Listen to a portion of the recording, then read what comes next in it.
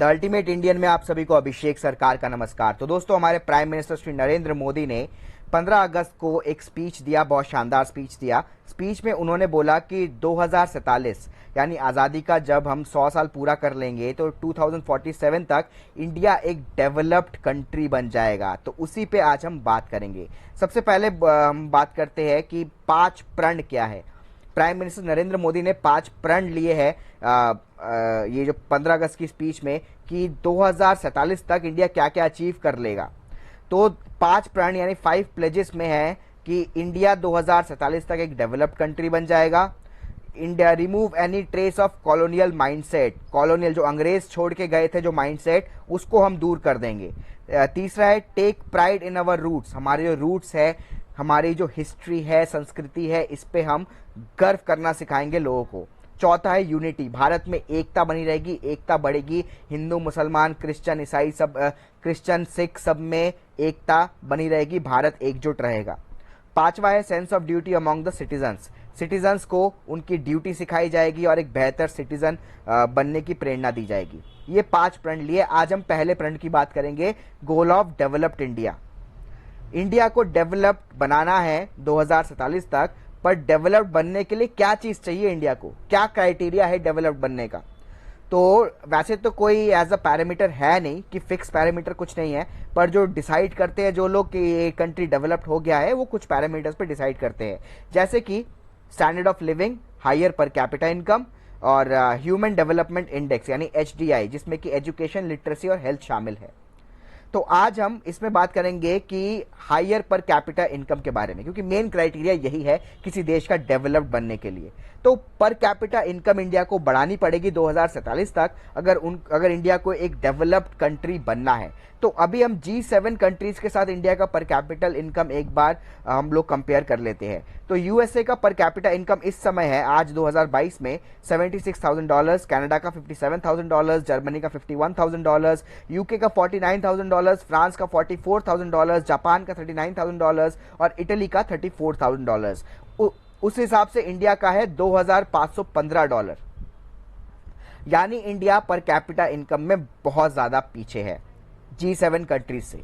पर prime minister ने बोला है तो हम जरूर आगे बढ़ेंगे। तो इंडिया को कितना ग्रोथ चाहिए होगा, अगर प्राइम मिनिस्टर ने बोला है तो कुछ सोचा होगा, डेटा सोचा होगा एक, तो इंडिया को कितना ग्रोथ चाहिए होगा कि इंडिया इन G7 कंट्रीज के बराबर पहुंच पाए। तो अगर हम एक डेटा के अनुसार चले, अगर हम मैथ्स लगाए इसमें, तो इंडिया को अगर G7 कंट्रीज के एवरेज पर कैपिटल इनकम तक पहुंचना है जो कि $50,000, तो इंडिया को हर साल 13% की ग्रोथ दिखानी होगी पर कैपिटा इनकम में, 13%। अगर हम सबसे ज्यादा जो पर कैपिटा इनकम वाली कंट्री है वो अमेरिका, उसका पर कैपिटा इनकम है $76,000। अगर इंडिया को वहां तक पहुंचना है तो इंडिया को ग्रो करना पड़ेगा 15% के हिसाब से एनुअली, 15%। चलो मान लेते हैं एक बार को इंडिया चलो एवरेज नहीं कर पाई और सबसे ज्यादा तो कर ही नहीं पाई, इंडिया एक बेसिक लेवल तक पहुंचती है जो सबसे G7 में जब सबसे कम पर कैपिटा वाली कंट्री है जो कि इटली, उसके बराबर भी पहुंचना है इंडिया को $35,000। तो इंडिया को 11% के हिसाब से ग्रो करना पड़ेगा, 11%। और दोस्तों ये भी है कि इंडियन, ये तो हम आज की बात कर रहे हैं कि आज इनकी पर कैपिटा इनकम इतनी है, इंडिया को 2047 तक यहां तक पहुंचना है। पर 2047 में इंडिया जहां होगी, ये 7 कंट्रीज भी तो आगे बढ़ेगी, ये भी तो ग्रो होगी। ये आज जहां पे है 2047 में भी वहां नहीं रहेगी। तो देखते 2047 में ये कंट्रीज कहां रहेगी। तो यूएसए की पर कैपिटा इनकम हो जाएगी $176,000, आज है $76,000, 25 साल बाद $176,000 हो जाएगा। कनाडा का $156,000, जर्मनी का $94,000, यूके का $87,000, फ्रांस का $77,000, इटली का $54,000, जापान का $47,000 और इंडिया का $15,045। अगर इंडिया अभी के हिसाब से, अभी जैसे हम ग्रोथ कर रहे हैं, अभी के हिसाब से अगर इंडिया ग्रो करे तो $15,045 पहुंचता है इंडिया का। तो आज हम जैसे ग्रो कर रहे हैं वैसे अगर ग्रो करते रहेंगे तो हम जिस पोजीशन में आज भी है G7 कंट्रीज, हम उस पोजीशन तक भी नहीं पहुंच पाएंगे। 2047 तो बहुत दूर की बात है। तो देखते इंडिया को 2047 तक कितने परसेंट की ग्रोथ करनी पड़ेगी कि इनके 2047 को वो लोग कंपीट कर सके इंडिया। तो 2047 में अगर G7 कंट्रीज की एवरेज इनकम $99,000 होगी तो इंडिया को आज से ही 16% की ग्रोथ दिखानी पड़ेगी, 16% की ग्रोथ दिखानी पड़ेगी अगर उनके एवरेज इनकम तक पहुंचनी है। हाईएस्ट होगा अमेरिका का $176,000, वहां तक अगर पहुंचना है तो इंडिया को 19% की ग्रोथ दिखानी पड़ेगी।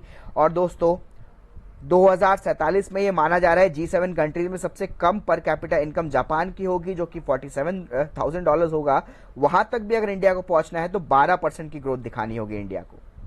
दोस्तों मैं ये बता दूं कि रिसेंट टाइम्स में पिछले 25 साल में सबसे बेहतरीन जो पर कैपिटा ग्रोथ दिखाई है वो दिखाई है चाइना ने। चाइना ने एक मैजिकल ग्रोथ दिखाई है पर कैपिटा इनकम में, वो है 12%। चाइना ने पिछले 25 साल में 12% की ग्रोथ दिखाई है पर कैपिटा इनकम में, और ऐसी ग्रोथ अगर चाइना करता रहा तो 2047 तक चाइना दुनिया की सबसे बड़ी इकोनॉमी बन जाएगी, सबसे बड़ा पर कैपिटा वाला देश बन जाएगा अगर 12% की ग्रोथ करता रहा। और चाइना ने क्या ग्रोथ किया है ये तो हम सबको पता है, 25 साल में इतना ज्यादा ग्रोथ किया है कि उनकी इकोनॉमी इंडिया से 6 गुना ज्यादा बड़ी हो चुकी है इन 25 सालों के गैप में। तो 12% के ग्रोथ में इतना कुछ अचीव कर लिया है चाइना ने, तो इंडिया को भी ऐसा ही ग्रोथ दिखाना पड़ेगा। चाइना से जितना 25 साल में ग्रोथ किया है, चाइना जैसा ही ग्रोथ इंडिया को अब दिखाना पड़ेगा अगले 25 साल में, तब जाके इंडिया डेवलप्ड कंट्रीज के आसपास पहुंच सकती है।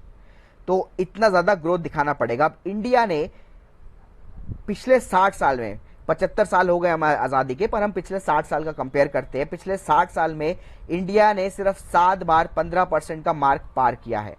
ये आप देख सकते हैं, ये 15% का मार्क है, तो 7 बार, 1 2 3 4 5, मतलब कुल मिला 6 7, तो 7 बार 15% का मार्क पार किया है इंडिया ने।